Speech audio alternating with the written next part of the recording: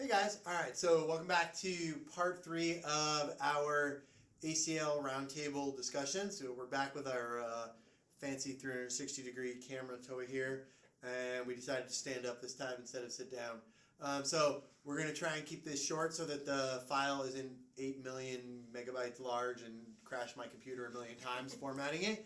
But today we're going to talk about what we're looking for when it comes to returning back to playing after an ACL injury and a surgery that follows. And so there's a couple of landmarks that we sort of look for going through. I know personally the biggest thing I like to look at is just when you look at the research, you look at that sort of like 9-month time frame.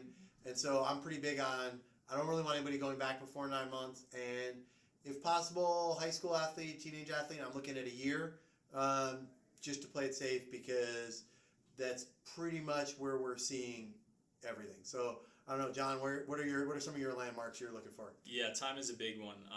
Not to get too bogged down with the numbers, but the research does show if you go back to a sport before 5 months, it's almost 100% re-injury rate.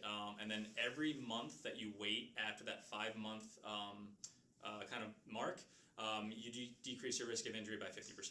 So it's like every month it just helps. And I think even recreational adult athletes, 9 months before that, you're asking for too much, just because you're not paid to play. It's not your job anymore. So it's definitely time's the first one.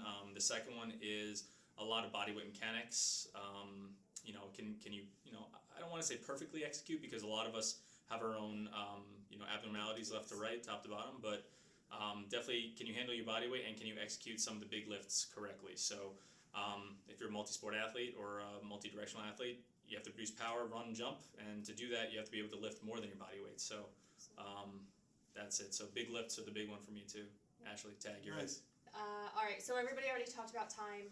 Everybody thought about like Adrian Peterson. Hey, he came back at 4 months. We're not all professional athletes. No. Like John was saying, we don't have the time to go to physical therapy 3 times a day for weeks on end. So I think if you've seen any of my Facebook Live videos, I talked a lot about that 50% re-tear rate and how it decreases up till 9 months. The thing is that we may get you back playing at 9 months. We may say, hey, you know what, let's go participate in practices. Let's go do some stuff. That doesn't necessarily mean you're going to be at your 100% either. Okay, John's talking about how we need to kind of, lift our body weight or more in order to really get back. And that's what we really have to think about. Just because we have a return to sport at 9 months doesn't mean you're going to have a return to full performance. And that's something we really want to stress too.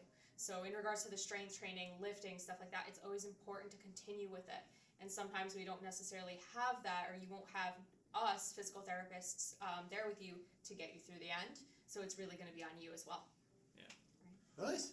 Yeah, I think those are all really, really good points, and it's a lot of sort of working with you, working with your, whether it's parents, coaches, teammates, everybody to sort of understand the pressure that's on you to get back and make sure that kind of everybody's in your corner, because in the short term, getting back right away in as short a period of time as possible seems like the most important thing in the world and the best idea.